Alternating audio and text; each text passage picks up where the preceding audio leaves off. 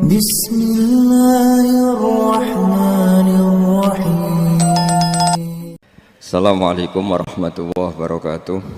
Bismillahirrahmanirrahim. Enggak ada aliran manapun di Islam ini yang memungkiri kalau doa itu sampai mayit.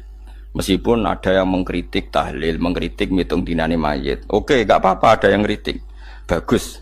Bagaimanapun ada support, ada kompetisi, ada identitas. Tapi kalau meyakini doa enggak sampai mayit itu enggak ada dalam firqah ulama manapun. Meskipun ada yang kritik kaifiahnya, misalnya kaifiah tahlil itu bid'ah. Enggak masalah ada yang kritik seperti itu. Tapi kalau mengatakan doa enggak sampai mayit itu salah besar. Karena enggak ada firqah pun di seluruh dunia, termasuk bin Baz sekalipun yang meyakini doa itu enggak sampai mayit. Semuanya itu sepakat sampai mayit. Karena doa itu diajarkan oleh Nabi Ibrahim, Nabi Muhammad, kabeh donga Rabbana ufirli wali walidayya saat terusé walil mu'minin. Wastaghfir li dzambika walil mu'minina wal mu'minat. Ketika orang sudah mati ada donga Allahumma ighfir lahu wa afi wa'fu anhu. Karena tadi logikanya gampang, yang mati itu jasad, roh itu tidak pernah mati. Karena roh ini tidak pernah mati, roh ini ada masalah besar, dia ngadepi mungkar nangkir, ngadepi macam-macam karena dia hidup. Nah kemudian cerita yang kita ingkari adalah yang berlebihan, kayak cerita kejawen nak malam apa mulai terus neng kamar dikai rokok mergo zaman ning donya seneng rokok. Raya rokok wis kaleng cung wis dirumbuk di rokok mbahmu. Ono kadang dikai gemblong jare senengane bae, bareng cokot tikus jare bae wis mulai. Lah itu yang kalau itu gak trimo bid'ah Kang iku ngawur tenan lah iku. Daerah-daerah tertentu nggih ke atas sing ngoten niku. Lah nak senenganem dhuwit yo dikai dhuwit nek agar duwe ilang jare wis bujuk bae lah niku mboten enten sanate. Makanya roh itu enggak pernah selesai didiskusikan ulama. Ada yang mengatakan roh itu apa, ada yang mengatakan roh apa. Tapi apapun itu istilah Quran memang roh itu tidak makhluk. Disebut kulir ruhu min amri rabbi. Itu kan jelimet sudah. Jadi begini kalau terang, tapi aja salah paham. Allah itu punya dua istilah. Ada ala lahul khalqu wal amru. Ada khalqu kayak langit bumi yang fisik itu khalqu.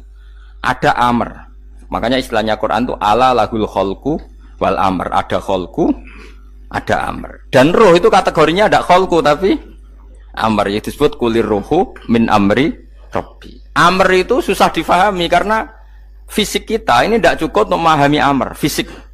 Lah carane memahami piye Gus? Yo gampang, riwayahe yo paham, nek ora paham aja peksa paham. Carane piye yo mati.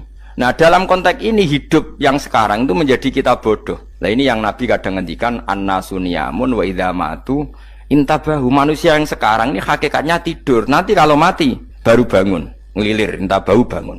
Contoh gampang begini, ini contoh paling gampang. Saya ini nganggep duit itu penting. Momennya sesuk wae bayar anak mondok, bayar SPP, semuanya macam-macam. Nganggep duit itu penting. Oke, besok saya butuh uang 1 juta, saya nganggep uang itu penting. Ternyata di Lauh Mahfudz saya ditakdir nanti itu mati, jam 11 mati. Atau andikan anak saya nggak bayar 1 juta terus dikeluarkan dari sekolah, cara Allah ya penting. Asal jek sholat ya masalah. Kita nganggep masalah. Enggak, kita dikeluarkan dari sekolah kita nganggep iso wae cara Allah masalah. Asal tetap sholihah bagi Allah kan enggak masalah. Sesuatu yang enggak masalah kita anggap masalah. Bareng kue mati tenan ngerti anakmu iku gara-gara sholat 5 waktu ditulis min ahlil jannah. Ora ono syarat sekolah ta ora sekolah. Akhirnya kena akhirat ngerti. Jebule sekolah itu gak penting. Tapi aja terusno lho iki. Apa cerita? Nek mati kowe ngerti. Kowe saiki nganggep sujud ora penting. Buktine koyo notol ayam sarset-sarset terus bar. Tapi nak ngitung duit ora bar-bar. Tapi kowe sampe nak mati ngerti. Diumumno pangeran. Wong sing seneng duit neraka. Sing seneng sujud swarga. Terus kowe sadar Gusti jebule penting sujud timbang duit. Mana ngandani nembe sakniki lho ngandani wis dhisik. Ngawur. Ning Quran sing ana wakum minasajidin kowe udah dadi wong sujud aja dadi wong tukang golek duit ngakeh ngawur. Nah, dalam konteks ini tuh manusia sekarang tuh bodoh, pinter mesok ben. Mulane kira usah susah nek saiki bodoh. Tak jamin sampai nak mati ku mesti pinter. Musiku nasib pangeran laqad kunta fi ghaflatin min hadza fakashafna ankal khita'aka fabasarukal yauma hadid. Kowe saiki lali rapati roh ilmu, tapi sampeyan nek mati fakashafna angka khita'aka, tutup bodhomu tak ilangno jare pangeran. Fabasarukal yauma hadid. Kowe sampeyan pinter. Hadid ku cerdas. Makanya kamu ndak usah kesusu pinter sekarang, tak jamin nanti itu pasti pinter. Cuma pas pinter kalau ta'lamuna ilmal, pas to ilmal yakin, pas la tarawunnal jahim. Pas pinter, pas wayahe mlebu neraka. Lha iku perkara. Iku disebut alhaakumut takatsur hatta zurtumul maqabir. Kalla saufa ta'lamun, summa kalla saufa ta'lamun. Terus kalla law ta'lamuna ilmal yakin, pas to ilmal yakin, pas la tarawunnal jahim. Pas kowe dibuka pangeran lho iki lho. Hakikate uripem didelok sujud temuk sithik golek duwe akeh maca tasbih sithik nak jiwagongan sewengi maca tasbih mok ping 3 ketokno kabeh wek pangeran kewangan kanca nganti direwangi umbal 1 juta mok kangen kanca masa lalu ora tau kangen masjid diumbali 1 juta lho kula nate lho ngekeki dhuwit masjid san iki dhuwit kena masjid aja anggap ae kangen masjid aku kadang kangen kanca tak biayai 1 juta sekali-kali kangen masjid itu tak biayai ngiling-ilingan. Mulane kula nu seneng umroh ora kok ora oleh duit. Kangen Nabi tak biayai lah 24 juta.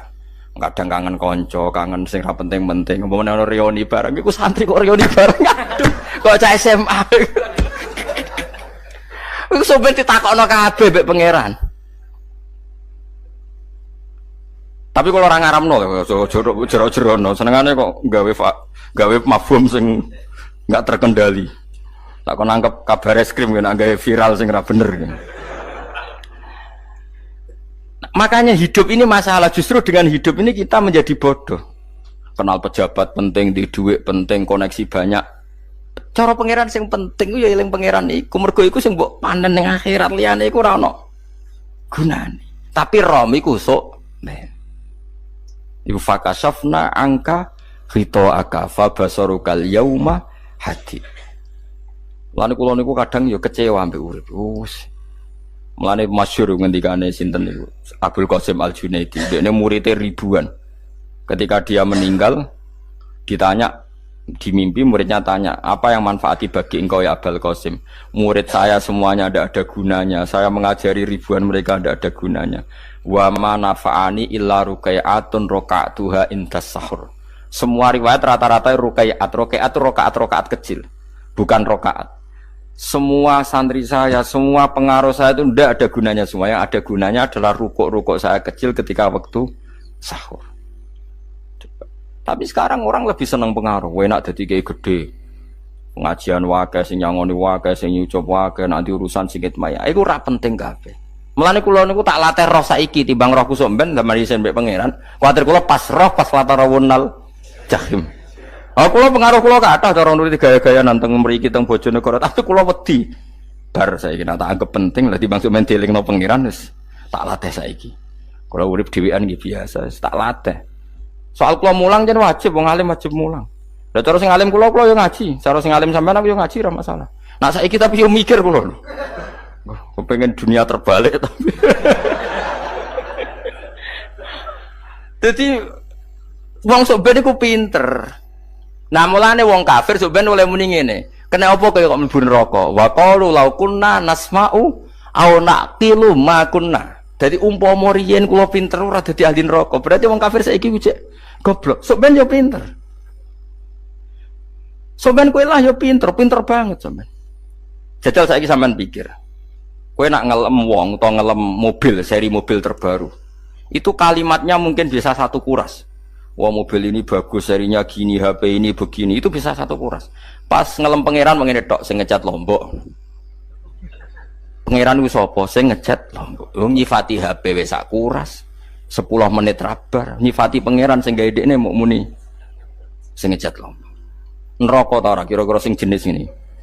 Cara nabine aku tak nerakakno.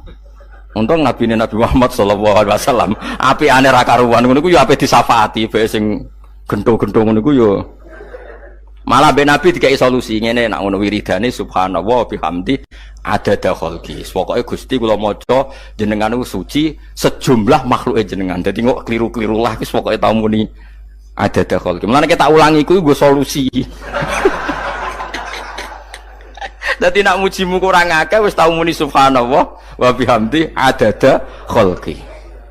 Dadi aku sakake kowe luar biasa asline iku. Mulane normale kula mlebu swarga nak ndelok. Nek wis swarga fadhole pangeran ora amal-amalan wis.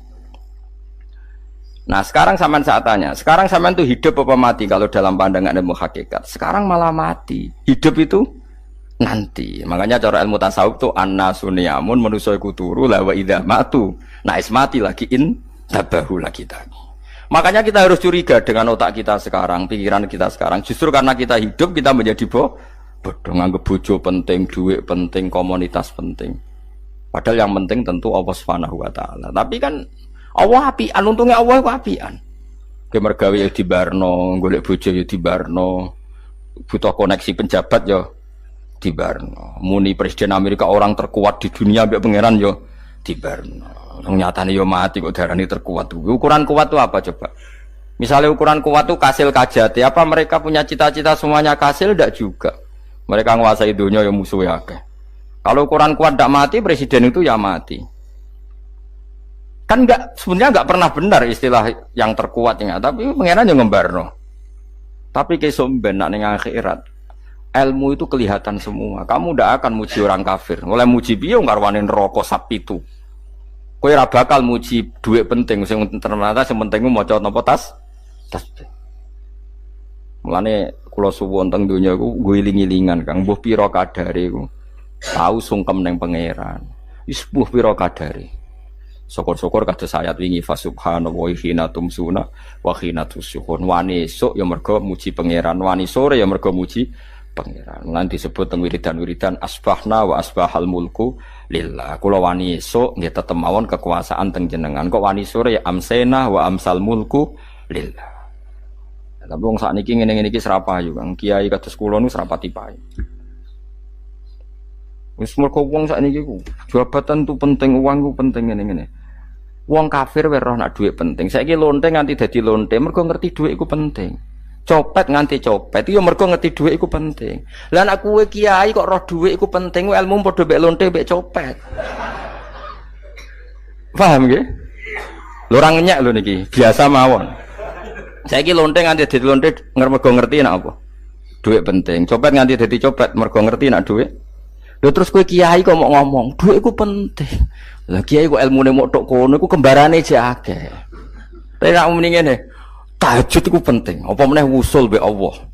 Ora iso copet ngomong ngono, ora iso kudu kiai. Mulane jari Imam Ghazali, la tafrah bi ilmin sing yastariku ma'akal fusak wal kufar. Kowe aja bangga be ilmu sing wong fasik wae roh kaya kowe. Kok kowe ngomong ilmu apa mangan penting, bojo penting, duit penting. Lah wong fasik ora ya roh. Lah opo kowe ulama melok ngomong ngono? Sing ngomong ngono wis akeh, kowe ora usah melok ngomong. Ya mok lakoni ngono wae kowe. Tapi bobor roh. Mergo nak roh kembar. Mane tak anggap Imam Ghazali itu ulama yang luar biasa. Dia ini nak merovokasi wong anti sono kowe jogeman seneng ilmu atau seneng nikmat sing yastariku ma'akal fusak. Iku mau misale kowe muni ngomong duit penting. Saiki tak takoki, copet nganti nyopet mergo apa? Ngerti apa? Duit penting. Koruptor nganti korupsi mergo ngerti duit penting. Lonte nganti lonte mergo ngerti nak duit. Terus kowe dadi kiai, nggo tafsir Jalalain godik pisan. Terus ngomong, duitku penting. Keliru sing darane duit ora penting. Sing bantah omong am ya sapa? Wong ora kabeh nak duitku. Penting. Ya ngomong ngono ya ngomong lah nggo hiburan. Tapi itu ya coba terus penting meneh zuhud. Umatem ra salam temek marah loro. Wis pokoke meneng ae, sementing pokoke meneng ae, pokoke meneng ae. Tapi kula namung ngelingaken nggih, pokoke sakniki niku mati, jeng ben niku urip. Yen cara ilmu hakikat sakniki malah mati, jeng ben urip. Mergo Allah buka tutup-tutupe hakikat niku jeng ben nak wis mati. Fakasafna angka ghitoaka fabasarukal yauma hati. Mane kathah ulama sing seneng mati mergo dianggap mati iku menuju alam hakikat. Mulane masyhur sinten Jalaluddin Rumi ape mati murid do nangis ndekne metu ngamuk. Murid bento, murid goblok. Kiyaine pe ketemu kekasih malah ditangisi, murid kok gobloke ngono. Saya ini lama sekali tersiksa dengan wadatnya dunia. Saya lama tersiksa dengan dunia. Pas sampai ketemu kekasihku malah mbok tangisi, murid bento. Ayo nang nari. Nari akhirnya muridnya. Mulane darani tarian Rumi iku ditarekno pas gurune ape mati. Ya sampeyan jajal ora apa-apa. Nak ora dianggap wong edian. Tapi mazhab seperti itu ya ada. Jadi mazhab sinten Jalaluddin Ar-Rumi. Kanjeng Nabi sebagai sentral ilmu ya pernah juga ngajarkan seperti itu. Nate donga, ya Allah jadikan hari-hariku baik. Wa khairu ayyami yauman alqa fi, dan hari terbaikku adalah saat saya ketemu engkau. Kowe wani donga iku wa khairu ayyami yauman alqa fi. Hari terbaikku adalah hari saat ketemu engkau. Kowe wani donga ngono. Makanya ini Rasulullah luar biasa, sing apa dimati yo ana ilmune, sing wani mati yo ana ilmune. Utawa kaya kowe ora rasa ilmu-ilmunan. Mbah jare, wae mati pokoknya. Ndak boleh. Tapi sampean tak ajari secara syariat. Kula berkali-kali kalau ngelepas jenazah di kampung kula niku tak warai tonggo-tonggo masalah syariat. Tak warai ngaten sing mesti bener iki hadis sahih. Anggap saja kita hidup ini ziyadatan li fi kulli khairin, itu doa Rasulullah masyhur itu. Allahumma ij'alil hayata ziyadatan li fi kulli khairin wal mauta rahatan li min kulli syarrin. Anggap saja kalau kita hidup berarti kita berkesempatan baik. Kalau kita mati anggap saja kita sudah tidak bisa buruk. Sehingga mati kita pasti baik. Mulane bener wong-wong ulama iku ana bajingan begudal mati. Saya nggih mayit niki. Wonge meneng kabeh. Saya nggih meneng kabeh. Ayo muni saya. Nggih, Mbah, saya, Mbah. Bareng do gremeng saya apane jare kiai ini. Ya saya. Barokah mati ora zina, ora maling, ora ngerampok. Nek dekne ijo urip gak saya mergo iso maling, iso ngerampok. Berarti mati dadi saya ta dadi elek. Saya lek mulane wong alim-alim nek ana mati fase kelas saya nggih. Nggih, niku ana ilmune. Mergo mati iku rohatan mingkuli syarrin, akhir dari segala maksiat. Ya akhir dari segala fakir barang pokoknya. Jadi Nabi itu ngajarkan kita itu ilmu itu simple ya. Anggap saja lah hidup itu. Misalnya kok jenengan ngaji kulo, anggap aja sampean ngaji kulo itu bentuk tawaduk. Aku ngalim lah tetep ngaji tawaduk. Kulo ge tawaduk. Baik aku kecelok ngalim lah kok Rembang sowan rene. Lho sampean bae aku lo sowan kulo. Lho kulo wong ngalim gurumu sowan rene. Wong sowan niku sopan ta ora sopan? Sopan. Kowe ya sopan, alim lah ibu ngaji ya sopan. Sanggep ae ngono, pokoknya anggap apik napa? Ojo kok terus. Pancen ngaji pancen ra iso lho, suudzon haram. Suudzon niku. Jadi Allah itu cara pandang itu lebih gampang ketimbang ahli fikih, ketimbang manusia. Kok bolak-balik nyontokno. Allah niku zat sing luar biasa. Gampangan. Wong Nabi Isa, kila Nabi Musa itu ada cerita di kitab Al-Minanul Kubro karangannya sinten Imam Saroni. Itu suatu saat ada pengumuman dari Nabi Isa, kila Nabi Musa. Siapa hari ini yang bisa sedekah kepada Allah, maka pasti masuk surga. Karena hari ini pintu surga dibuka. Memang ada momen-momen yang pintu rahmat itu dibuka, ada kayak hari-hari biasa. Termasuk hari-hari ini. Kalau bersaksi hari-hari ini termasuk dibuka. Masyhur ada hadis, Inna li rabbikum fi ayyami dahrikum nafahatin ala fatata'arradu li nafahati. Saya ulang lagi ya. Inna li rabbikum fi ayyami dahrikum nafahatin ala fatata'arradu li nafahati. Setiap 1 tahun dari tahun kalian itu ada nafahat. Nafahat itu semacam pintu-pintu gelombang yang kamu itu mudah sampai ke Allah. Maka kamu harus bersiap-siap ada di jalur gelombang itu. Jadi gamane, makanya ini bulan-bulan suci kayak Dzul Qa'dah. Ya mulai Dzul Qa'dah, Dzul Hijjah, Muharram terus 1 Rejab. Mulane kula mulai wingi Dzul Qa'dah aku panik ngamal napa mawon kula lakoni termasuk mulang. Sampai golek kitab pesen teng Surabaya, wau golek teng Jogja. Wis pokoke macam-macam lah. Karena ada ayami dahrikum itu ada nafahat, terutama bulan-bulan sing di ngendikan Allah minha arbaatun apa? Hurum. Terus wonten tiyang lu sing ra dipopo. Ra dipopo terus ora dipopo. Modene iku tukang gawe surujul faros. Tukang gawe hiasan, cara mriki apa? Pelanan apa? Pelanane apa? Jaran. Ya gawe sepatu jaran, pelanane jaran. Takok ngene mbek Nabi, kila Nabi Musa. Ya Nabi Allah Musa. Kulo tak gawe pelana yang bagus saja karena saya bekerja. Nanti bilang ke Tuhan kalau punya apa? Kuda. Kulo pelanane kulo.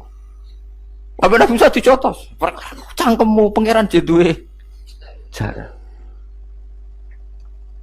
Ambek Allah disalahno Musa, kowe ora usah ngono. Aku iku seneng ambek pujiane cah iku. Aku iku nampa pujian sesuai pahame wong iku. Engko wong iku nak wiridan ngene, ya Allah, kalau engkau mau pergi bilang, nanti saya siapkan sepatunya. kalau engkau mau ini bilang nanti saya siap tidak wiridan. Nabi Musa dicotos. Mergo cara syariat iki sesat. Dadi Nabi Musa model kados MUI yang sesat ya sesat.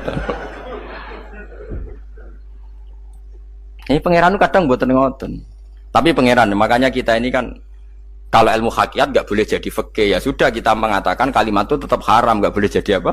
Syariat. Tapi kalau Allah melegalkan untuk orang tertentu ya ben pangeran. Pangeran ya falu napa? Mayas.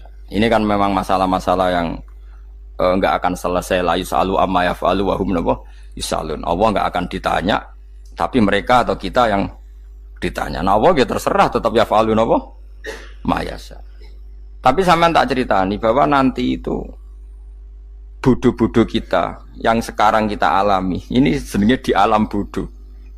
Nanti setelah sampean mati baru di alam hakikat. Nah pas di alam hakikat ini kalau kita tidak benar disebut latarawunnal jahim. Pas kowe tok ilmal yakin, pas kowe wayahe roh mlebu. Mana naudzubillah napa? Mindalik. Makanya kepingine Kanjeng Nabi kowe nak kepengin ngalim saiki, kowe nak kepengin roh kudrat Allah ya saiki. Nah, carane piye? Sering maca wa min ayatihi wa min ayatihi. Ben dikenalno ayat-ayate Allah ya mulai saiki. Ya mulane ngaji wa min ayati. Ayate Allah kowe golek dhuwit ya ayate Allah. Kowe ngok turu ya ayate Allah. Turu yang angel tenan Kang, masih orang terbaik di dunia, kepen turu ra iso Kang nak rawaye turu. Gak iso misalnya saya bisa apa saja, wes ah. Pesulap-pesulap ning Jakarta lah bisa melakukan apa saja.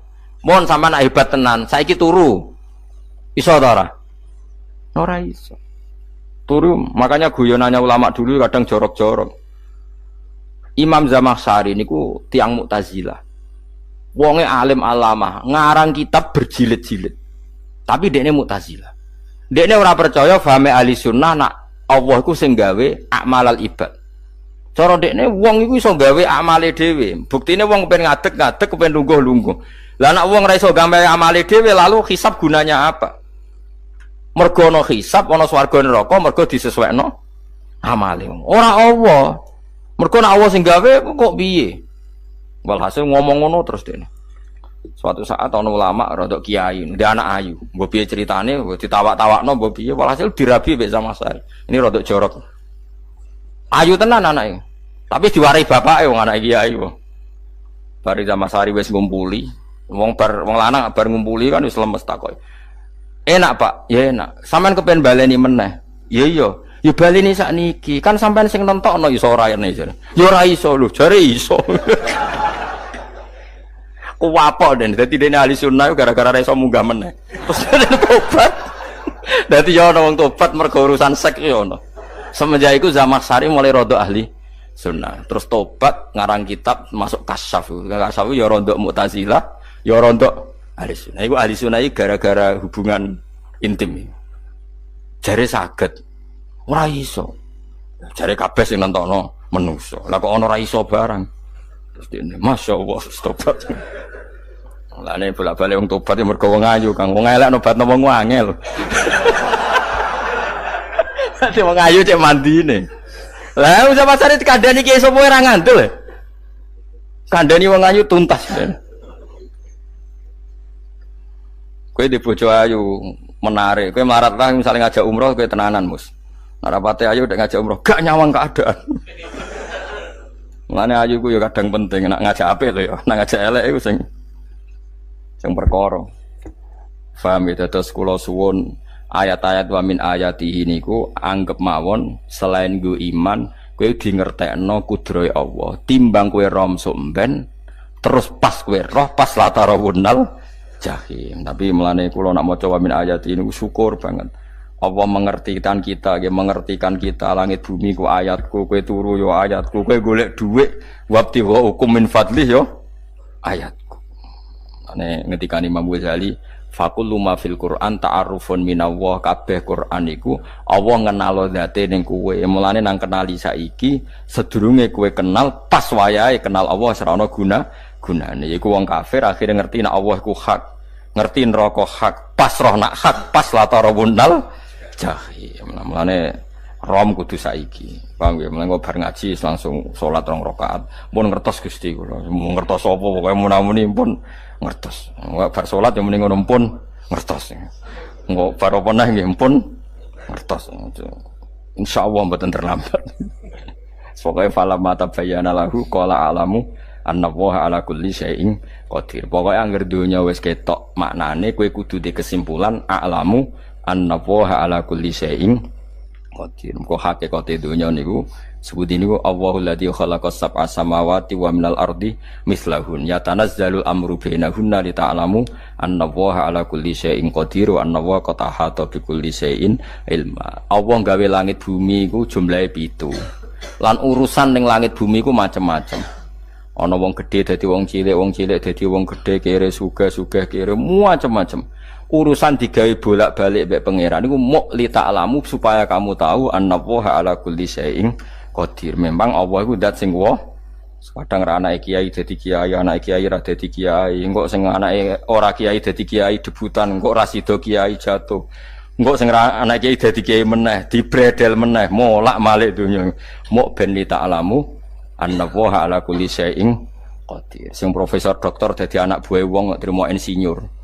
Kadang insinyur anak buah wong tamat SD, sembah kono donya bolak balik. Mau Allah iku mau kepengin kowe iku ngerti pancen Allah wa ala kulli syai'in qadir. Dadi ya tanazzalu dadi tumurun apa al amru bainahunna. Urusan langit bumi kabeh digawe variasi, digawe macam-macam. Mau Allah kepengin kowe iku li ta'lamu annallaha ala kulli syai'in qadir wa annallaha qad ahata bi kulli syai'in ilma. Aja sampai kita ngalami pas kowe roh, pas kowe mlebu neraka. Mergo roe terlambat.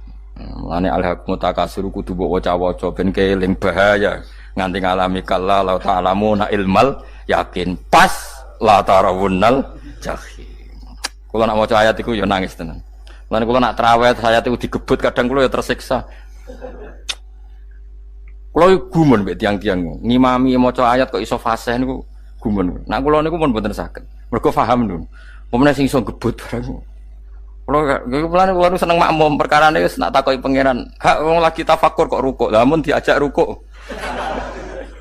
Nek kula salat piyambak kan ndak mikir bareng napa? Kanjeng Nabi ku nate salat piyambak niku mulai ba'da isya ngantos subuh. Mok sak ayat. Niku in tu'adzibhum fa innahum ibaduk wa in taghfir lahum fa innaka antal azizul hakim. Niku bolan baleni mulai ba'da isya ngantos subuh. Sak ayat kan.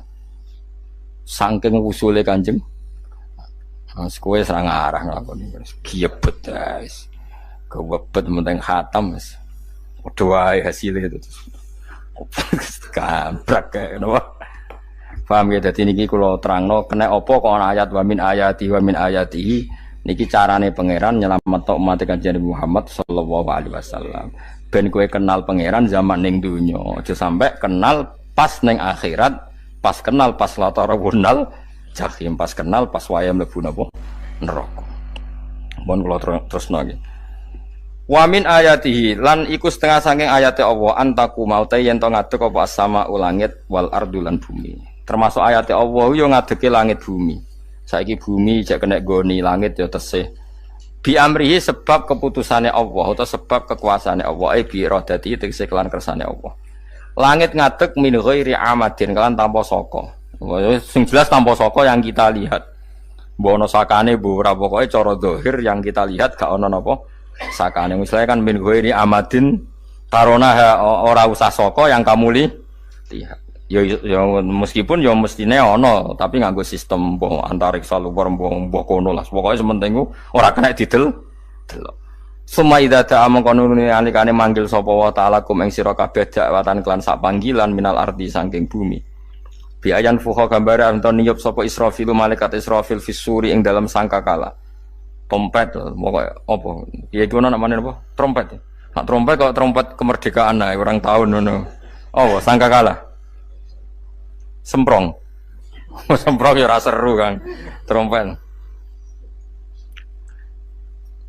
Kulo nate maca kitab Sarah Ikhya niku, kitab Ithaf niku. Niku apik tenan kitab niku. Kulo nate maca ngeten logikane. Kena apa untuk menghancurkan langit bumi kok hanya butuh suara. Sayha itu suara yang apa? Dahsyat atau sur itu kan Israfil niup trompet terus dunia ini napa? Hancur. Iku teorine jare beliau itu, beliau pernah gawe simulasi kados gedung misalnya ditutup, nggih kados yang orang-orang napa jenenge tukang musik-musik nggak ngertos. Misalnya gedung ditutup nganggo kaca, terus disetel sound system sing sangat kuat. Niku kacane kan saged napa? Pecah kalau tertutup.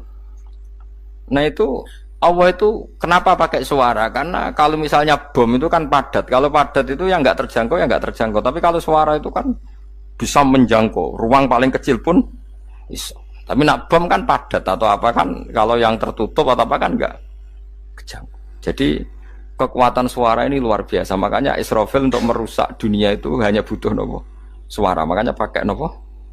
Pakai trompet. Terus ngoten niku yo ana ulama sing mikir nganti ngono. Ya mergo ora tau gagdekno BPKB lho. Dadi urip. Mulane kula niku ora pati seneng diutang. Kula niku asline yo ora pati sugih. Kadang-kadang ya kepengin koyo umume kiai di bisnis, tapi tak angen-angen niku terus sing mikir ngaji ku sapa, terus wedi tanggal barang kan repot ngono-ngono dadi. Ya misalnya kiai bisnis terus diutang wedi tanggal. Semulange terus piye wong kiyaine wedi napa? Tanggal. Tapi nak rapati alim gak apa-apa, ora wedi tanggal yo ora mulang, ora wedi tanggal yo padha wae.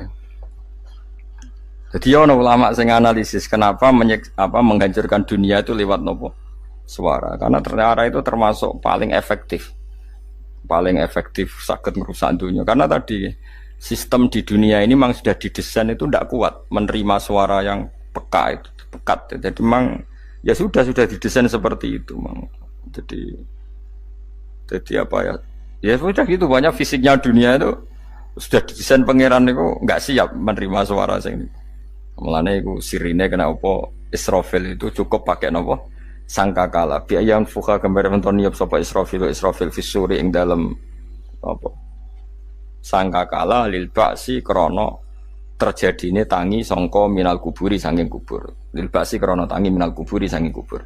Idzan nalikane da'akum dakwah antum te sira kabeh takhrujuna metu sira kabeh minha saking napa jeneng minha saking kubur oleh tangi ahyaan hale urip kabeh fakhrujukum mongko te metu sira kabeh minha saking kubur bidak watin kelawan mok sak panggilan iku ya min ayatihi wis setengah saking ayate Allah taala wong sak donya jumlah miliatan mulai Nabi Adam mau dipanggil Israfil pisan tangi kabeh. Iku bukti ayat kekuasaannya Allah Subhanahu wa taala. Mumpun roh saiki wis pokoke kula wae ngaji mulane bener Kanjeng Nabi. Wong nak ngaji iku digampangno mlebu swarga. Kaya sampean saiki sadar kan ngaji ayate pangeran. Atuk ngaji saiki timbang soban ning akhirat pas kowe roh pas wae mlebu neraka. Lumayan rom zaman ning bidukan go kenangan ijek ning donya napa? Ijek ning napa? Donya. Dadi keseban ati siksa. Mumpun roh riyen Gusti kula zaman teng donya pun roh. Jadi ono bukti nak apa butuh kalau sertifikat saniki nak rom dispendi sertifikat pangeran rom tenan nak di bener no pangeran. Mulane fa'lam nggih fa'lam annahu la ilaha fa'lam pokoke roh nggih saiki napa roh nggih saiki aja somben. Walahu lan iku tetep kedhi Allah taala walahu lan iku kagungane Allah sarasan mente sapa wae fis samawati kang ing pira-pira langit wal ardi lan bumi. Allah sing ndek langit bumi apane milkan kepemilikane utawi mulkan sami apane kerajaane iki sami wa khalqan an penciptaane wonten iki sing maca milkan berarti semua langit bumi itu milik Allah nak sing maca mulkan semua kerajaan langit bumi juga rajanya atau pemiliknya Allah karena qiraah kita itu ada yang maliki yaumiddin berarti raja ana sing maliki yaumiddin berarti pemilik disebut raja ya karena pemilik ciri utama pemilik itu ya raja yang dimiliki miliki mun sami mawon wa khalqan lan penciptaane wa abidan lan keperbudakane liyane Allah kagungane Allah cek Allah sebagai malik cek Allah sebagai khalik cek mereka sebagai hamba Allah Subhanahu wa taala kulun te kabeh lagu maring Allah konituna iku nurut kabeh mutiuna tegese nurut kabeh lan iki nganggo ilmu hakikat nak cara Allah wong kafir ya nurut tapi nurute ora cara syariat buktine ora kepen tuwek ya tuwek ora kepen mati ya mati. Mulane Allah ngendikan kullul lahu qanitun. Wong sak donya nurut aku.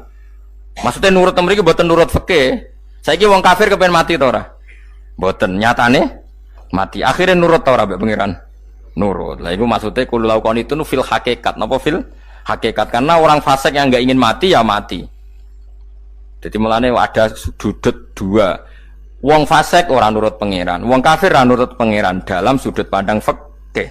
Tapi dalam sudut pandang ilmu hakikat, mereka pun nurut pangeran. Tapi maksudnya nurut ora kepen mati, yo mati. Ora kepen kena musibah yo kena musibah. Mulane Allah dawuh napa qulul lahu qanitu. Mulane Allah nate duka ngendikan apa iktiya tauan au karha. Kowe kudu nurut aku, cek nurut api-apian, cek nurut tak paksa. Mulane kita kudu nurut pangeran kelawan apa sadar. Wa wa ta'ala wa alladzi dzat yabda'u kang ngawiti sapa ladi al khalqa ing penciptaan linasi maring manusa sumaya itu mongko ini balane sapa wa ta'ala ing al khalqa ba'da halakihim sause enteke annas to sause matine annas to wa wa ta'i ada wa wa ta'i adatul khalqi ku ahwanu luwih ringan alih ing atase Allah minal bad'i dibanding ngawiti penciptaan piye-piye ketangi kok kubur iku ana materine zaman kowe ra ana materi Allah iso gawe apa meneh sekarang sudah ada materi harusnya Allah lebih mampu. Tapi logika iku binadzori kelawan ningali ilama maring perkara indal mukhatabin menurut pandangan wong sing dikhitobi. Rupa-rupane logika umum ngeten min anna i'adata syai'i saking satune balekno perkara iku ashalu luwih gampang minibtidaihi tinimbang ngawiti syai'.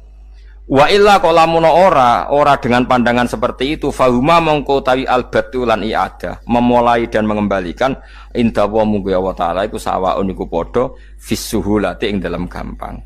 Allah gawe langit bumi sing ora ana iku ya nganggo lafat kun ya bar nek wis hancur dikembalikan nganggo lafat kun ya kembali. Sebetulnya bagi Allah itu enggak masalah menciptakan maupun mengembalikan sama-sama kun sudah selesai. Cuma umumnya kita, cara pandang kita nak balekno luwih gampang. Manane napa? Bin nadzar ilama indal mukhatab. Ketika Rasulullah wafat, itu separuh sahabat hampir mayoritas, ya Rasulullah kita semua ingin kita dulu yang meninggal karena engkau begitu penting. Maka jangan meninggal dulu, kita yang meninggal. Kalau kita yang meninggal itu enggak apa-apa, tapi kalau engkau penting jangan meninggal. Tapi ada saja sahabat, tidak seperti itu. Saya suka Rasulullah meninggal dulu. Alasannya masuk akal. Biar Allah menyaksikan saya kama usaddikuhu hayyan usaddikuhu maitan. Allah biar menyaksikan saya iman kepada Nabi ketika masih hidup. Dan saya buktikan setelah mati pun, setelah meninggal pun, setelah wafat pun, iman. Jadi ternyata baisnya itu supaya orang tahu bahwa iman kita kepada Nabi itu iman yang super. Jika ketika beliau sugeng ya kita iman, setelah wafat juga kita iman. Kai usaddikuhu maitan kama usaddikuhu hayyan. Supaya saya mentasdikkan beliau setelah meninggal sebagaimana kita mentasdikkan beliau saat masih hidup. Dan ternyata Allah ridho dengan perkataan sahabat itu. Kenapa Allah ridho? Karena menjadi pelajaran bagi orang-orang yang ditakdir gak menangi Rasulullah SAW. Tetap mereka ini. Jangan kayak setan itu kurang ajar betul oleh iblis itu. Masyhur itu, iblis itu nangis-nangis neng Nabi Musa. Iblis itu takutnya sama Allah itu luar biasa, sampean kalah. Iblis itu setiap ketemu malaikat karena dia ngerti alam gaib, mesti apa itu? Kama sali syaitan itqala lil insani kfur falamma kafara qala inni bari'um minka inni akhafu wa rabbal alamin. Jadi setan iblis itu paling sering bilang inni akhafu wa rabbal alamin karena iblis itu tahu surga, tahu neraka, tahu kekuasaannya Allah. Jadi takutnya sama Allah luar biasa. Makanya setiap dia mengajarkan kekafiran, setelah orang itu kafir gimana? Inni bari'um minka inni akhafu wa rabbal alamin. Saking takutnya sama Allah, suatu saat iblis ini datangi Nabi Musa. Karena tahu Nabi Musa itu kalimullah. Orang yang bisa komunikasi langsung dengan Allah. Ya Musa, ya kalim Allah, saya ini makhluk. Saya takutnya sama Allah luar biasa. Tolong rayukan Allah supaya nerima tobat saya. Karena dirayu terus lama-lama Nabi Musa bilang, oke, tak rayukan Allah. Sama Allah. Karena Musa kekasihnya, ya Allah, iblis punya ingin tobat. Tolong dikasih hak tobat. Kata Allah, oke. Dia bisa tobat. Asal mau sujud di makamnya Nabi Adam. Karena kesalahannya dia gak mau sujud sama Nabi. Semenang Nabi Musa karena ada cara untuk iblis menjadi tobat. Dikasih tahu sama Nabi Musa. Alhamdulillah kamu diterima tobatnya. Syaratnya apa? Sujud ke kuburannya Nabi Adam. Wah iblis gak tahu aslinya terus. Asjuduhu maitan waqatla asjuduhu hayyan. Oh zaman urip aku ora gelem, pomene wis mati. Oh dasar setan itu. Zaman urip ya aku ora gelem wis mati mbok kon sujud. kumat maksudnya, terus ya sudah terus sampai sekarang akhirnya. Kalau sekarang sudah tidak mungkin lagi karena nggak ada Nabi Musa. Jadi ijtihadnya sahabat melihat wafatnya Rasulullah itu beda-beda dan ternyata semuanya diridhoni Allah.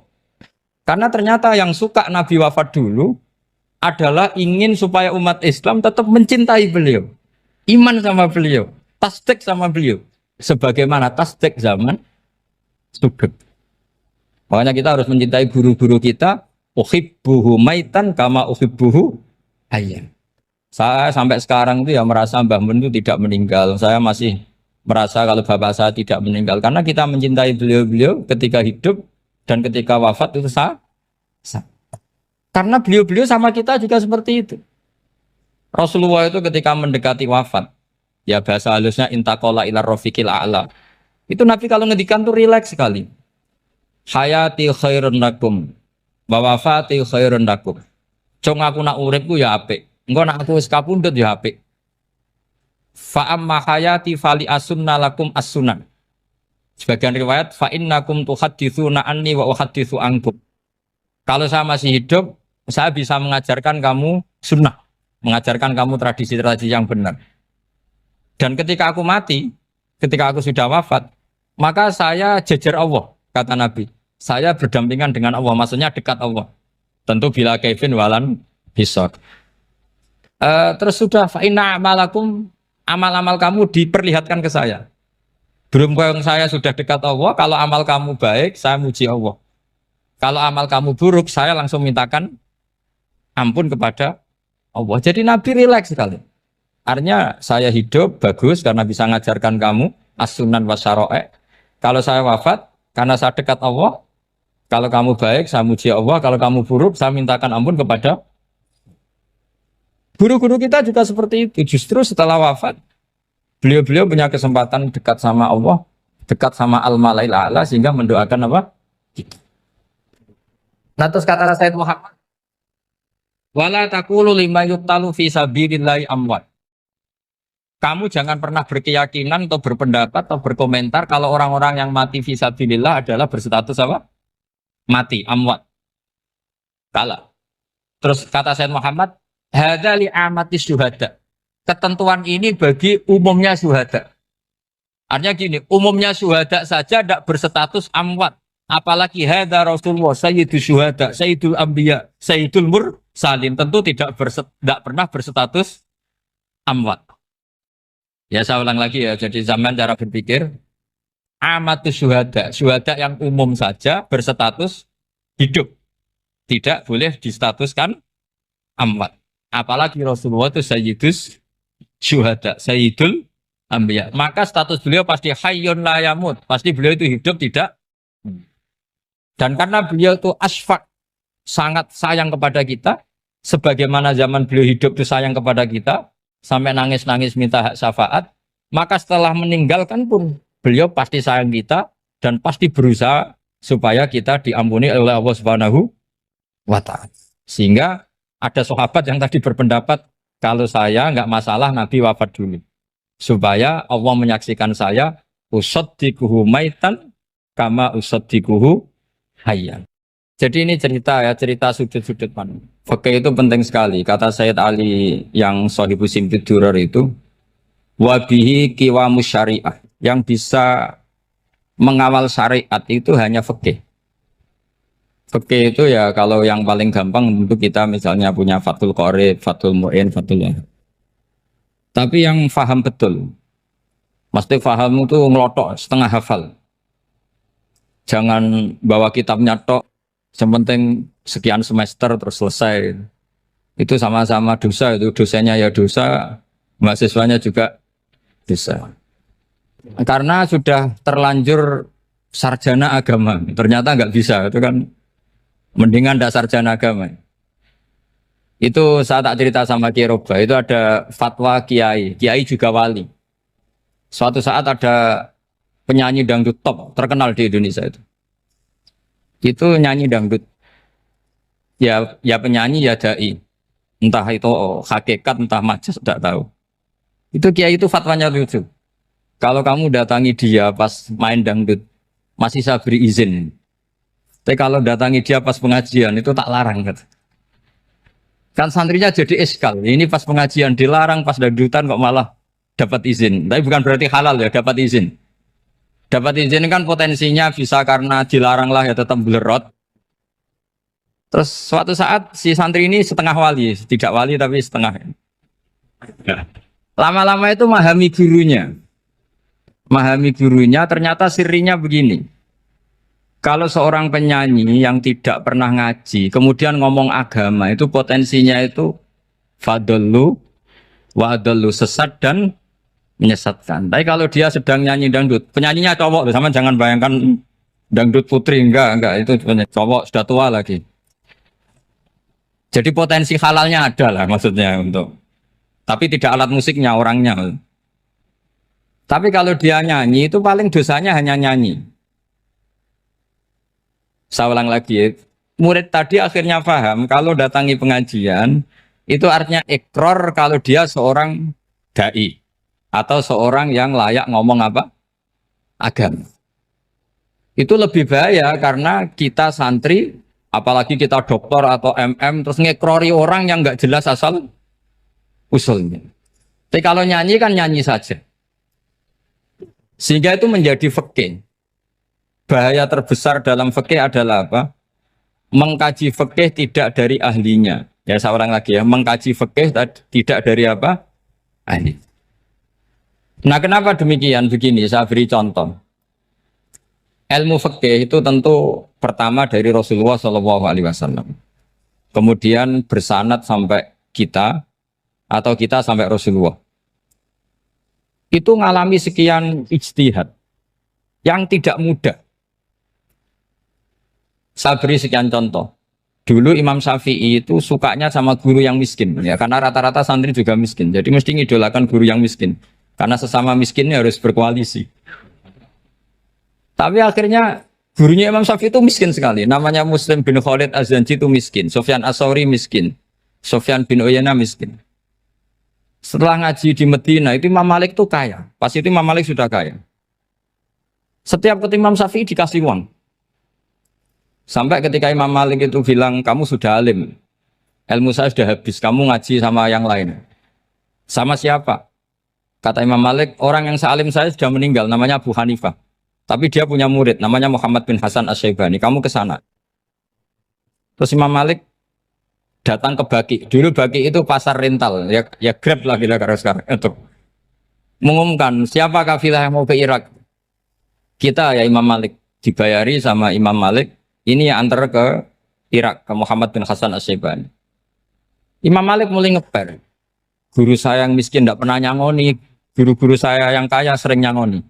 Mulai memasalahkan kiai miskin, gitu. Kira-kira seperti itu mulai masalah. Setelah datang ke Irak, di Muhammad bin Hasan Asy-Syaibani itu si Muhammad bin Hasan Asy-Syaibani itu kalau ngitung uang itu di meja tamu. Jadi punya emas lantaan, punya uang. Kira-kira kalau Indonesia punya rupiah, punya dolar, dihitung itu di ruang tamu.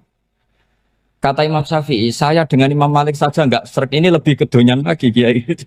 Ngitung uang itu di ruang tamu. Terus akhirnya si Muhammad bin Hasan Asy-Syaibani ini ahlul usul, dia pakar usul. Kamu heran sama saya? Iya, kiai kok kedonyan. Dia ngomong gitu.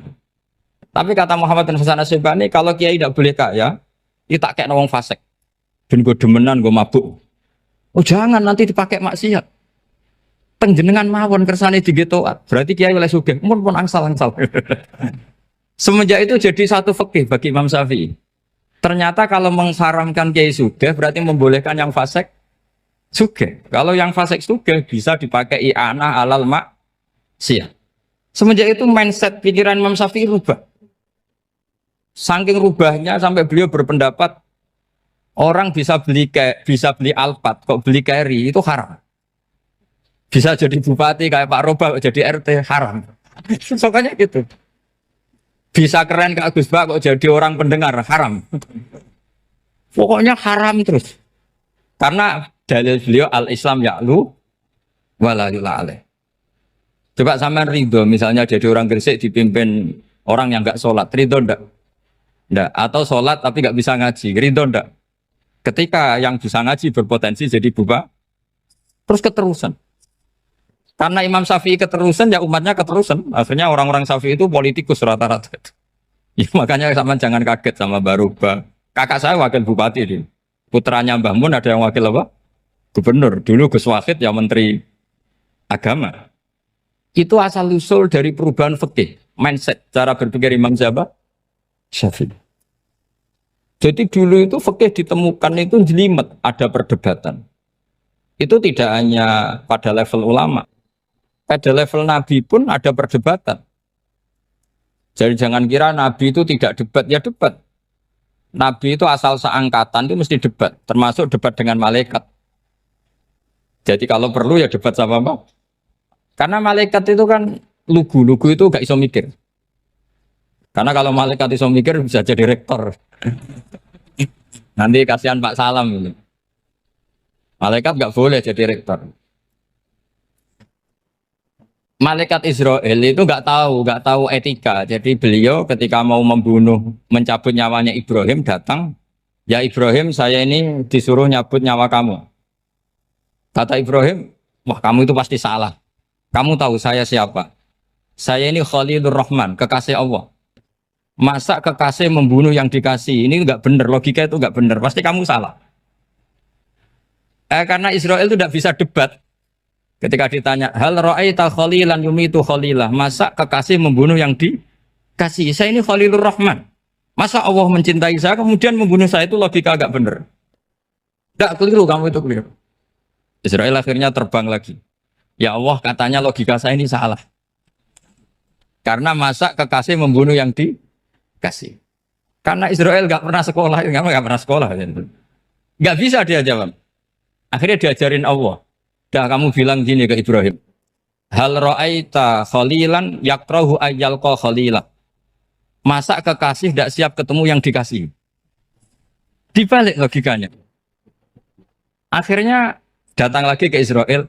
Kata Allah begini. Masa jenengan kekasihnya tidak siap ketemu yang kau kasih? Oh ya oke mati gak apa-apa. Jadi ilmu itu ngalamin perdebatan. Jadi saya datang murni karena Kiai Mas Buhin, bukan karena MC. Itu dosa besar kalau saya datang karena MC. Karena saya punya kewajiban yang lebih besar. Jadi yang bisa mengalahkan adalah a'dzama minhu, yang super besar. Karena jelas ada riwayat, inna min abaril birri silatar rojuli ahla wuddi abi. Ya, inna min abaril birri silatar rojul ahla wuddi abi. Di antara kebaikan yang sangat baik adalah seseorang menyambung teman bapaknya. Padahal sampean kan nggak mungkin teman bapak saya. Teman saya aja nggak mungkin, nggak level apalagi bapak saya kan. Jadi malah mohal itu. Saya berkali-kali cerita di mana-mana cerita, fikih itu harus dievaluasi. Karena ini masalah furu'iyah. Saya berkali-kali cerita di mana-mana cerita. Hukum berteman orang fasik gimana? Pasti orang jawab haram karena takut ketularan orang fasik. Tapi kalau dibalik, hukumnya bina orang fasik gimana? Ya baik, umatnya Nabi. Bisa bina kalau berteman. Kamu bisa bina orang fasik tanpa berteman? Nggak bisa. Jadi kalau dibalik, hukum berteman orang fasik gimana? Haram. Hukumnya bina orang fasik? Baik. Bisa bina kalau berteman. Berarti berteman orang fasik? Ya terus nanti pada level lapangan sih gampang. Kalau yang soleh membina yang fasik dan yang fasik ketularan yang soleh, maka ternyata kalau yang soleh ketularan fasik ya berarti ternyata buruk. Tapi kan hukum masa nunggu kenyataan kan jadi nggak hukum. Di mana-mana hukum itu kan ada asumsi karena ini masalah ijtihad. Nah itu yang dilakukan para ulama kita. Jadi sampean harus mengkaji fikih secara detail karena tidak hanya kita yang khilaf. Nabi-nabi juga khilaf dalam menentukan dakwah ilallah. Wali-wali kita kayak Abdul Hasan Asyadili sama Sayyid Abdul Al-Haddad itu juga. Imam Ghazali ya khilaf. Imam Suyuti itu kalau ketemu Al-Qastolani itu saling tidak nanya, saking nggak cocoknya. Masyhur itu. Jadi ulama ora cocok. Bedanya nak saiki perkara partai. Kalau orang dulu enggak. Karena pakai asumsi. Karena memang susah. Ndak misalnya main tak bedai, tak beri yang di ndak misalnya ada orang rukuk kemudian kentut. Itu sholatnya batal apa enggak? Enggak, jawab saja. Ndak orang sholat kemudian pas rukuk kentut atau kelihatan auratnya, sholatnya batal apa enggak? Batal. Itu keliru nih sampai ini salah dosen mesti itu. Pertanyaannya gini, yang dikatakan sholat itu kan akwalun wa af'alun muftatahatun bitakbir muftatamatun bitaslim. Lalu ketika sampai rukuk apa sudah namanya sholat sehingga kamu katakan batal? Namanya sholat aja belum kok sudah kamu katakan batal gitu.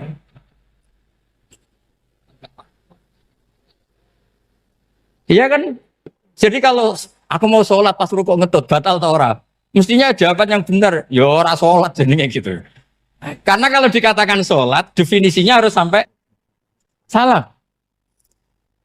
Tapi kan kita nggak mungkin ngomong seperti itu kan dianggap majnun. Padahal itu yang benar, yang punya kecerdasan. Nah makanya pertanyaannya, fikih itu ngikuti bahasa awam apa bahasa istilah? Kalau ngikuti bahasa awam ya kayak tadi, sholat kok pas rukuk kentut maka batal. Sebenarnya yang batal itu sholatnya apa rukuknya? Nah makanya terjadi perdebatan. Kalau yang pakar-pakar usuli itu salah istilah itu nggak mau. Saya ulang lagi, kalau pakar-pakar usuli itu salah istilah itu nggak mau. Terus misalnya tak beri contoh lagi. Kalau imam itu sudah salam pertama. Salam pertama itu yang rukun kan salam pertama. Berarti setelah salam pertama imam sudah keluar dari sholat apa belum? Yakin? Ya sudah. Sekarang sama tak bedai. Lalu makmum itu kesunatan langsung berdiri apa nunggu imam salam kedua? Enggak, jawab satu. Nunggu salam kedua kan? Dan itu kriminalnya sampai anda dalam sufi itu. Kriminalnya begini, berarti anda bergantung sama orang yang sudah tidak sholat. Kata kamu setelah salam pertama dia sudah tidak sholat. Berarti kamu menginstruksikan makmum berhubungan dengan orang yang sudah tidak sholat. Karena sudah keluar dari sholat ketika salam pertama. Kalau kamu di debat gitu gimana jawabnya? Pusing kan? Berarti robtul makmum bisolatiman sing wis laisa fi sholatin. Berarti menggantungkan sholat sama orang yang sebetulnya sudah tidak sholat. Ada yang jawab, sebagian ulama fikih tetap disunatkan menunggu salam kedua. Karena salam kedua itu masih paket meskipun tidak rukun. Dia paketnya selesai. Tapi selalu pertanyaannya gini, lalu setelah salam pertama itu imam masih sholat enggak? Sudah sama pernah dijawab tuh? Nah ini pentingnya bodoh, gak mikir sebetulnya. Jadi makanya bodoh itu barokah karena gak mikir. Jadi soalnya Rabbana ma khalaqta hadza apa? Batila. Sing bodoh ya barokah, sing pinter ya barokah. Sera barokah itu maksiat. Serana barokah plus.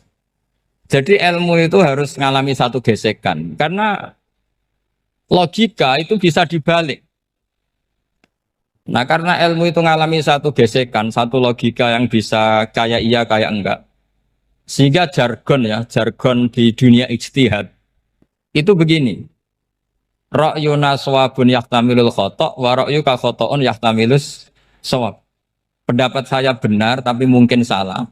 Tapi pendapat kamu taruhannya salah dulu tapi yang mungkin benar. Jadi mustahid kalau ketemu mustahid itu lucu. Ngomongnya itu ra'yuna shawabun yahtamilul khata'. Pendapat saya tarifnya benar dulu tapi yang mungkin salah. Kalau pendapat kamu salah tapi ya mungkin benar atau mungkin bisa salah ya tidak tahu pokoknya mungkin benar. Nah kenapa demikian? Begini, di luar masalah tauhid, saya ulang lagi di luar masalah tauhid itu tentu ada masalah-masalah yang sifatnya ijtihadiyah. Ya saya ulang lagi yang sifatnya apa? Ijtihadiyah. Dan ijtihadiyah ini nggak pernah selesai karena muqtadul hal, konteks kesejarahan maupun konteks kesempatan itu tidak sama.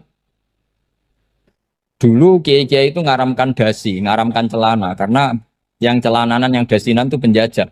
Sehingga mantas sabah biqaumin fahuwa minhu. Tapi lama-lama kiai-kiai itu ya pakai dasi, pakai celana. Ya karena dianggap sudah tidak mantas sabah biqaumin fahuwa minhu. Ini ngalami pergeseran. Semua ijtihad itu ngalami pergeseran. Lalu pertanyaannya begini, lalu ijtihad apa Gus yang permanen? Yang permanen ya ijtihad dengan alatut ijtihad apa? Ijtihad. Saya beri contoh misalnya begini. Nabi Musa itu yang ngalami ijtihad. Kata beliau karena kangen Allah, itu ingin melihat Allah karena kangen. Rabbi arini anzur ilai.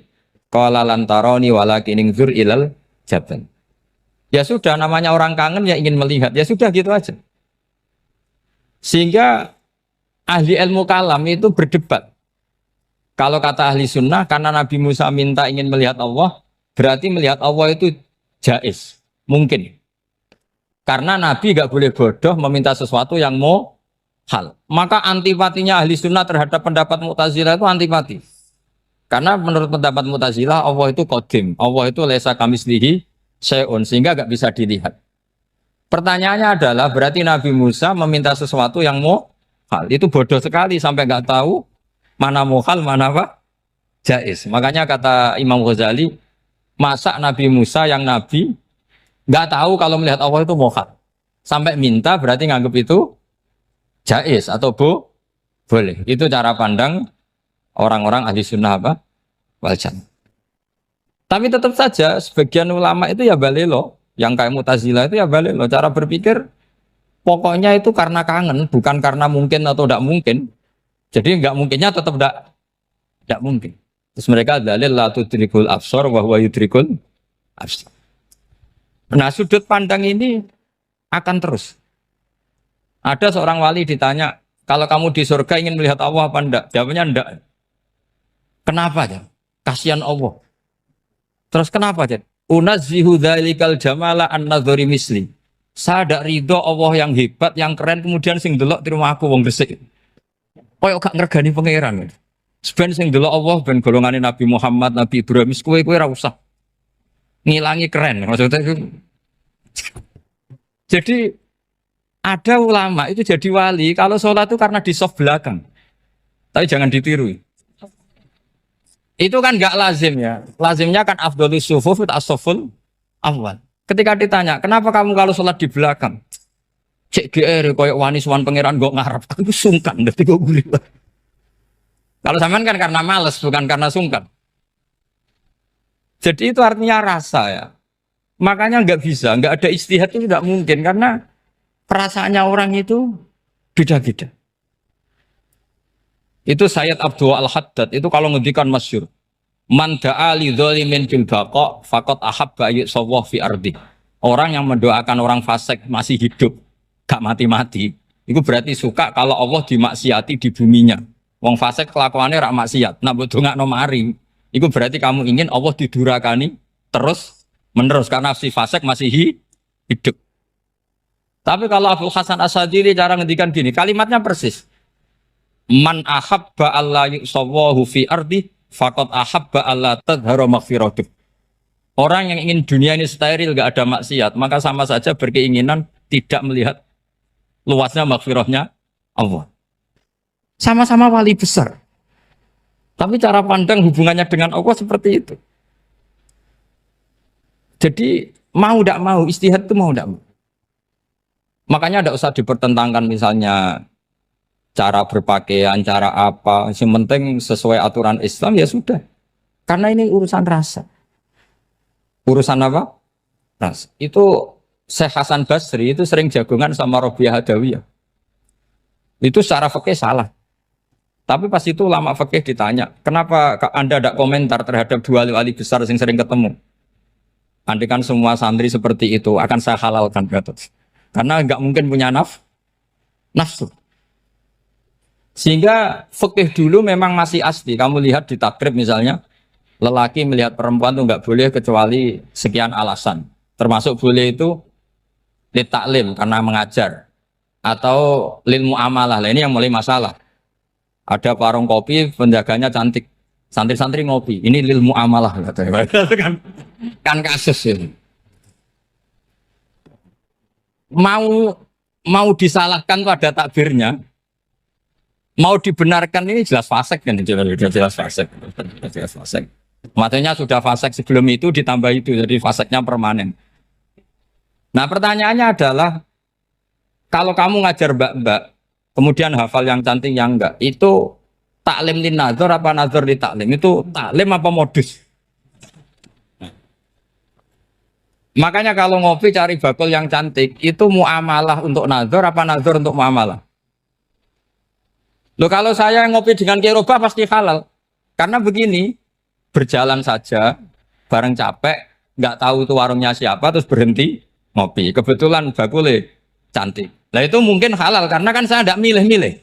Ingin ngopi kebetulan bakulnya cantik. Kalau kamu kan nggak apal daftarnya. Wah itu mesti haram itu, mesti haram itu. Karena berarti kan kamu menjadikan ngopi ini modus. Gue jagani nak takok pangeran. Lo kok nazar? Muamalah Gusti, muamalah. Itu mesti modus. Maka fikih itu harus dikawal oleh tasawuf. Kalau ndak, semua hukum fikih bisa diakalin. Makanya Imam Bukhari punya satu bab namanya Kitabul Khiyab. Bab mengkhilaf fikih. Beliau itu antinya sama Abu Hanifah itu luar biasa.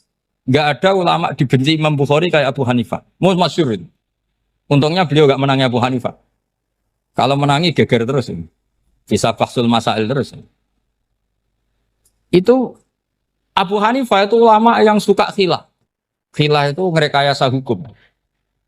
Misalnya begini. Saya ini puasa agak lemes. Ujian agak lemes. Apalagi kiai serapati di duit, santri beling-beling lemes ini. Apa mangan ini kan, poso-poso kok mangan kan gak keren. Supaya saya bisa makan dan halal, saya bisa ngajak kiai Robai ya jalan-jalan. Jalan-jalan nyari yang jarak 2 marhalah. Ya sudah. Terus bisa makan. Kalau ditanya Allah kok makan? Musafir. Jadi bolehkah insya safar menciptakan pergi demi untuk supaya boleh iftar? Boleh enggak cara jenengan? Enggak boleh, alasannya apa? Kan pergi. Perginya juga enggak maksiat. Itu khilaf. Tapi Sayyid Muhammad, Abu Ya Sayyid Muhammad, Muhammad bin Alawi, Sayyid Muhammad, itu membela Abu Hanifah. Artinya membela jangan semua khilaf itu diharamkan. Karena itu cara, saya ulang lagi, karena itu cara untuk mengawal bahwa hukum Allah itu luas. Karena kalau nggak ada khilaf itu ya kita kesulitan. Kita kesulitan. Misalnya begini, ini penjelasannya, makanya kita harus sering mendengar. Saya itu dulu masih sangat fikih itu protes, kenapa ada puluhan polisi wanita? Itu kan pekerjaan cowok ya, pekerjaan pria. Tapi setelah mendapat penjelasan dari polisi, itu alasannya masuk akal, Gus. Kadang-kadang orang nakal itu menyembunyikan narkoba itu di alat wanitanya. Itu kalau semua lelaki, polisi kayak jenengan itu kan masalah itu. Sehingga memang harus ada polisi wanita, karena sebagian pengedar narkoba itu perempuan dan menyembunyikannya di tempat itu. Kalau semua polisi cowok kan gak kebayang. Sehingga kita akhirnya mendengar, membolehkan polisi itu wanita. Ada wilayah yang harus wanita. Begitu juga ada pertanyaan, kenapa sih dokter kandungan itu cowok? Saya punya banyak santri yang muhibin saya itu dokter kandungan. Tak tanya, kamu itu kok cowok kok jadi dokter kandungan? Kan pekerjaannya seperti itu. Dia jawabnya lucu. Dari 10 yang tes jadi dokter kandungan, itu yang cewek itu lulus 2. Yang cowok lulus semua. Karena ketika cewek dites melihat ketuban pecah darah itu langsung pingsan. Sehingga yang secara psikologi dablek itu kan memang lelaki. Jadi serah wongnya sewakit santes. Kadang nggak lahir-lahir dintaini nang jopo rokokan santai. Itu kalau cewek yang jadi dokter kandungan itu nunggu jam 11, jam 4 sudah pingsan. Nah ini cerita, bukan berarti saya menghalalkan, enggak. Kita harus mendengar, saya ulang lagi, kita harus apa? Dan itu setelah mendengar, itu nanti jadi disiplin ilmu, yaitu namanya fikih. Karena ilmu fikih itu sebetulnya gampang.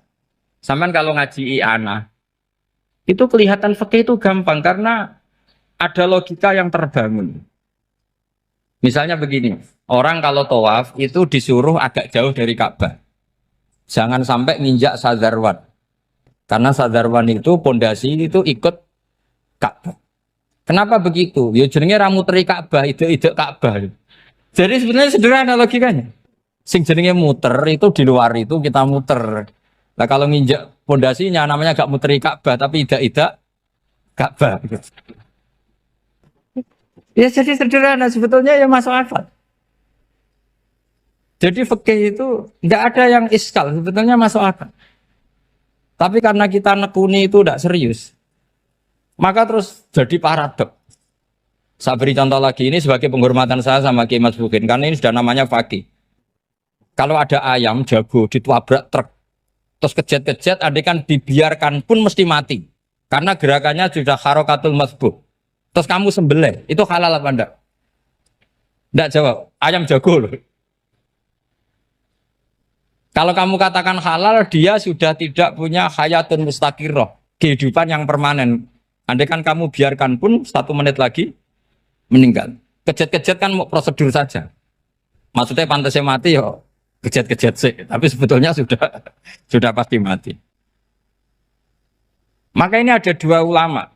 Kalau kata Imam Malik tetap namanya halal. Karena ruhnya masih di situ, sehingga ketika kita nyembelih, ya nyembelih hewan yang hidup. Yang namanya nyembelih itu pokoknya mematikan yang punya roh. Sementara saat itu rohnya masih di situ. Meskipun 1 menit lagi pasti. Tapi kalau mazhab Syafi'i enggak, ini sudah harokatul masbuh. Tidak punya hayatun mustaqir. Sehingga dalam perdebatan ulama fikih itu lucu. Kadang ya gampang mangkel no. Misalnya begini. Kalau ada anak lahir tidak ada amaratul hayat, nggak nangis, nggak bernafas, sunat disolati apa enggak? Siktun sing layas tahilu walayas langsung lahir langsung mati, nggak ada amaratul hayat. Ora tahu mikir tuh. Itu tidak wajib disolati. Alasannya, ya kan memang sholat alal mayit kan tidak pernah hidup. Di mana-mana mayit itu setelah hidup mati. Ini kan tidak pernah hidup. Namanya ya atul lahmin, ya potongan daging itu aja enggak. Jadi kadang fikih diwaca tenan jebule mangkel no. Terus ketika di kitab Minhajul Thalibin itu, kalau kamu keluar mani itu wajib mandi enggak? Wajib kan? Kalau keluar mani inzal itu kan wajib mandi. Nah, kenapa nifas atau wiladah keluar bayi? Kenapa ibu-ibu kalau keluar bayi wajib mandi? Alasannya lucu. Li'annal walad maniyun pun akidun. Ini kan wis mani cuma mengkristal. Jadi kadang fikih mangkel. Apa ya? Sembrono itu masuk. Mosok wajib mandi wiladah itu karena apa? Li'annal walad maniyun mun akidun. Niku mani sing wis mengkristal. Mani sing wis jelalatan lah lahir nuangis macam-macam. Jadi ternyata karena kenapa fikih butuh alasan? Nyari hadis tentang keluar anak mandi itu enggak ada yang sorry. Yang ada adalah tentang inzal. Innamal ma' minal. Akhirnya dicari-cari ternyata walad itu maniyun menakit. Nah ini problem fikih. Sampean harus siap dengan pelajaran seperti ini. Meskipun sampean mungkin wong priayi, tapi ini ilmu. Ya, saya ulang lagi, ini ilmu. Sehingga ulama itu mau tidak mau harus mau mendengar. Karena logika yang terbangun itu nunggu kalau mendengar. Kayak tadi. Malaikat Israel baru sadar. Masa kekasih bunuh yang dikasih. Masuk akal juga Israel. Kalau sama sampean sih nggak nerima tetap selonang-selonang. Ini masalah Ibrahim. Khalilur Rahman. Sehingga kita di alasan fikih itu harus kita dengar. Saya dulu itu, saya sampai sekarang itu sama kalau bayi lahir masih sudah berbentuk bayi, saya sendiri berpendapat sebaiknya disolatin kalau sudah berbentuk apa? Bayi, meskipun tidak nangis, tidak ada amaratul hayat. Kan yang digugurkan itu wajibnya, bukan masalah boleh dan tidak. Itu banyaklah perdebatan ulama di bab itu. Saya beri contoh lagi perdebatan ulama. Ini contoh-contoh fikih karena ini khusus penghormatan status fakih tadi. Itu kalau ada orang mati, jenazah itu. Jenazah itu kalau sholat, itu kan umumnya jenazah di depan, kita nyolati di belakang. Itu yang mengatakan begitu ya tidak punya alasan, ya taunya mulai dulu begitu, di mana-mana nyolati jenazah, jenazahnya di depan. Tapi di kitab Mahali jelas diterangkan, kata kaul sani tidak wajib. Alasannya ya lucu, fa innal janazah laisat bi imamin. Jenazah itu tidak imam, kenapa harus di depan? Kan kacau kan? Lu coba alasannya di depan apa? Dia ada imam kok. Nah barokahnya fikih itu, sehingga kita melihat di Arab Saudi sekarang, itu jenazah kan di belakang. Tapi kita tetap nyolati apa? Mayit. Kalau di Arab Saudi musim haji, itu jenazahnya di kamar mayit, tapi kita nyolati. Itu satu-satunya takbir ya tadi, fa innal janazah laisat bimanzilatil imam. Tapi jangan praktekkan, nanti dia kepaliran sesat. Saya hanya cerita-cerita ilmu, jangan dipraktekkan. Kalau dipraktekkan masih jadi aliran sesat. Mono jenazah ning mburi imame kok ngarep aliran sesat. Sebetulnya bukan sesat tuh. Uji coba fikih. Ya karena tadi fa innal janazah laisat bimanzilatil. Bukti lagi kalau sampean sholat gaib. Sholat gaib itu misalnya mayitnya di Surabaya, boleh nggak sholat gaib di sini? Terus jenazahnya di belakang kamu apa depan kamu? Nah ini kan fikih itu pokoknya gitu. Makanya standar furu'iyah itu susah. Karena perdebatannya itu mirip-mirip. Kayak iya, kayak tidak, kayak. Makanya dulu zaman sahabat, ada sahabat itu mencintai Rasulullah. Senengannya sowan. Bukti cinta sowan. Banyak juga yang sahabat bukti cinta Nabi itu tidak pernah sowan. Alasannya ganggu. Kenapa kamu jarang sowan Nabi? Saya sering jamaah sama Nabi, saya tidak pernah sowan. Kenapa? Ganggu. Biar Nabi kalau di rumah sama anak istrinya, saya tidak mau ganggu. Makanya saya termasuk kiai yang gak pati seneng disowani. Karena ya itu tadi. Kalau ngulang seneng saya, kalau disowani biasa saya. Kalau Kiai Roba itu nilai, nak pernah sepuh jadi rasawan nilai. Jadi beda, saya sering ditilii kiai-kiai sepuh. Tapi bahasanya tentu tidak sowan, tapi nopo nilai. Kalau sowan itu maka kan nafkah itu seperti itu. Jadi ada disiplin, di situ ada disiplin ilmu. Yang kadang kita tidak cocok. Makanya Imam Syafi'i sendiri ngendikan, kadang beliau dengan gurunya, dengan Imam Malik sampai ngarang, ikhtilafu Malik. Beliau punya data yang beliau itu sedang nggak sama dengan gurunya, yaitu Imam siapa? Malik.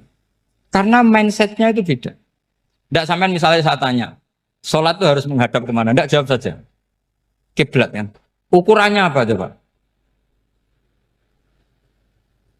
Namanya madhep. Wajah apa dada? Imam Syafi'i milihnya dada. Sekarang praktekkan dalam dialog keseharian. Saya jagungan sama Kiai Roba seperti ini, terus wajah saya begini, madhep enggak? Nah itu masalah. Terus pertanyaannya, madhep dengan dada itu fis sholat apa fil qiyam?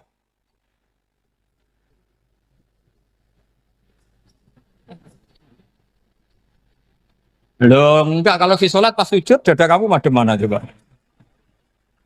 Kamu enggak pernah mikir kan? Ya madhep pakai dada itu kan kalau berdiri, kalau rukuk sama sujud.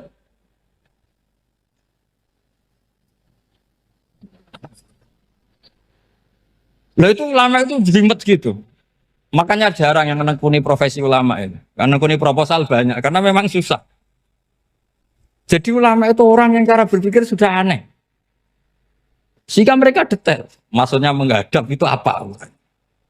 Ukurannya kalau berdiri ya dada. Tapi nggak bisa kamu katakan atawajjuh bisodri aturan dalam sholat. Fikuli sholat. Pertanyaannya lah kalau rukuk sama sujud. Dadanya menghadap kemana coba? Maka itu ilmu yang sudah jelimet. Nah ulama usul fikih, ulama yang nggak mau salah per detail hukum. Sehingga menurut Imam Rafi'i, misalnya kalau beliau ditanya, sujud itu gimana ya? Asal wat ujabha, ya sujud. Tapi kalau menurut Imam Nawawi harus melibatkan 7 apa? Anggota, yaitu al-jabha, wal yaden, warubaten, wal kodamen. Oke, Imam Nawawi kita ikuti. Tentu keseharian kita pakai Imam Nawawi. Yaitu berdasar hadis umirtu an asjuda ala sab'ati a'zumin al-jabha wal yaden warubaten wal kodamen. Berarti berapa? 7. Tapi pernah saya cek di kitab karangannya Imam Syafi'i ketika beliau ngendikan saya suka kalau orang sujud itu melibatkan 7 anggota berdasar hadis ini. Tapi kata beliau wayahtami itu dan bisa saja sujud yang watul jabhah itu sudah cukup. Terus kata Imam Syafi'i, limada karena Nabi ketika sujud itu hanya ngendikan begini, sajadalaka wajhi wa sam'i wa basori. Gak ada di hadis wayadi wa rubati wa kodami. Ya sudah akhirnya. Nah, itu sudut pandang. Terus gugatan kedua begini. Ada orang muslim yang sujud sama berhala. Untuk menjadi murtad itu harus 7 anggota apa cukup watul jabhah alal ardi? Untuk sah menjadi murtad itu. Untuk sah menjadi murtad cukup watul jabhah alal ardi harus 7 anggota. Untuk keabsahan murtadnya itu. Tidak jawab. Makanya ini tugas dosen-dosen ini meminterkan ini. Karena namanya sudah faqih. Faqih itu ahli faqih yang detail namanya faqih. Kalau ini mutafaqih. Jadi bukan tafakuha tapi tafakuha. Kayak tamarodon. Jadi wazannya nanti itu wal idhari ma laysa fil waqi'. Jadi ini bukan gojlok, ini memang marah saya ini. Jadi kalau sudah pakai gelar fakih, harus fakih betul. Nah, mohon kalau mengkaji fikih itu harus detail. Minimal takrib itu setengah hafal. Supaya konstruksi ilmu itu utuh. Saya sama lagi konstruksi ilmu itu. Karena ilmu itu mesti ada yang apa ya? Ya rodok setengah salah itu, tapi disalahno ora kena. Ndak sampean tak bedheki, nak pancen bener langsung tak angkat jadi rektor. Nak bener tuh. Coba rukun sholat pertama itu apa coba? Rukun sholat pertama. Niat. Niat sama berdiri dulu mana? Ayo niat dulu baru berdiri apa berdiri dulu baru niat? Berarti niat sama berdiri dulu mana? Rubah kan? Artinya kita mau bilang tartib urutannya niat berdiri takbir gak bisa. Yang dikatakan niat itu apa? Qasdus syai' muktaronan bifi'lihi. Berarti niat sama takbir harus bareng apa urutan? Bareng. Terus dengan qiyamnya urutan apa bareng? Bareng apa urutan? Loh enggak, kalau urutan berarti takbir dulu duduk baru berdiri. Nah maka seperti ini itu mau tidak mau kita salah. Dikatakan tartib ya salah. Dikatakan serentak ya salah. Cuma karena kita bodoh, gak tahu mikir itu. Alhamdulillah kan di situ itu. Lu coba niat sholat loh, niat takbir qiyam dulu man. Niat takbir qiyam dulu mana coba? Dulu qiyam. Enggak ada kitab yang mengatakan arkanus sholat awaluha. Oh, dianggap kitab kriminal maksudnya. Makanya ngendikan ulama-ulama di Sarah-Sarah mau tidak mau sebagian istilah itu tasamuh itu wis tiga gampang ngono kok repot. Karena kita tidak bisa detailnya. Coba misalnya puasa. Puasa Ramadan itu wajib apa? Tabyitun niat, nginep no niat. Sing darani nginep itu umure lama apa enggak? Lama kan? Sekarang sebelum 2 menit kamu baru niat, sah apa enggak? Sah. Itu sempat nginep apa enggak 2 menit itu? Enggak sempat kan? Jadi ilmu itu makanya kata ulama-ulama pokoknya ilmu itu mesti ono unsur tasamuh. Tasamuh itu ya tiga gampang. Apa? Tiga gampang. Misalnya Imam Syafi'i berpendapat mashu ba'dir roksi. Itu kata beliau walau sya'rotan fi hadir roksi. Meskipun satu rambut asal masih di wilayah kepala. Tapi kalau rambut itu dikeliwir, dibasuh di sini enggak sah. Karena sudah keluar dari batas apa? Kepala. Imam Syafi'i cara berpikir kan ya ngene iki jenenge basuh sirah. Tapi cara Abu Hanifah enggak. Ya enggak, yang namanya megang kepala itu ya minimal 1/4. Masa gitu dikatakan megang. Lalu ulama usul fikih itu berdebat. Sesuatu itu sesuai masodaknya. Masodak itu yasduku alaihi kadza, yaitu ini tadi saya cerita ke Ibu Khen tentang ngaji Jamul Jawame. Ini ilmu yang di Jamul Jawame. Sesuatu itu ukurannya mayasduku alaihi kadza apa dengan takrif definisi. Misalnya gini. Sholat itu batal dengan makan. Kalau kamu sholat, makan batal nggak? Nggak, jawab saja. Batal. Itu satu upo apa satu piring? Nggak, jawab saja. Satu upo sudah batal. Sekarang bab makan di ngormat tamu. Cong tamuku keimangan. Iku sak upo apa sak piring? Nah ini kan tidak fair. Di bab tamu makan satu piring, tapi di bab sholat satu upo. Maka pertanyaannya, lalu penamaan sesuatu itu berdasar masodak, mayasduku alaihi ismu kadza, atau berdasar uruf?